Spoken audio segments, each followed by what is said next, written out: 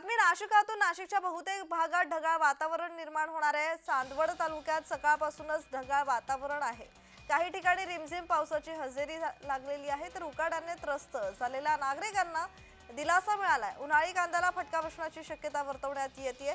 नाशिक जिल्ह्यातील चांदवड तालुक्यात बहुतेक भागात आज सकाळपासूनच ढगाळ वातावरण पाहायला मिळतंय आणि काही ठिकाणी रिमझिम पाऊस झाल्याचं देखील चित्र आहे।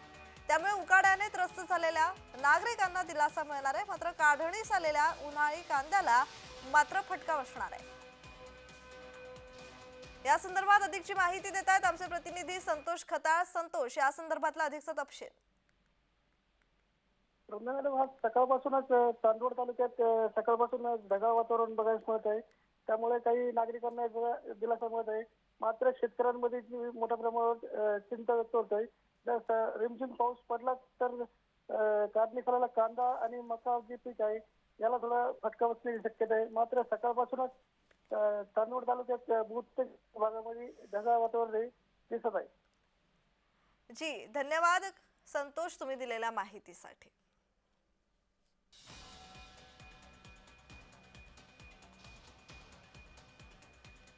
नाशिकमध्ये बहुतेक भागात ढगाळ वातावरण निर्माण झालेलं आहे। चांदवड तालुक्यात सकाळपासूनच ढगाळ वातावरण आहे। काही ठिकाणी रिमझिम पावसाची हजेरी लागलेली पाहायला मिळते। उकाड्याने त्रस्त झालेल्या नागरिकांना दिलासा मिळाला आहे।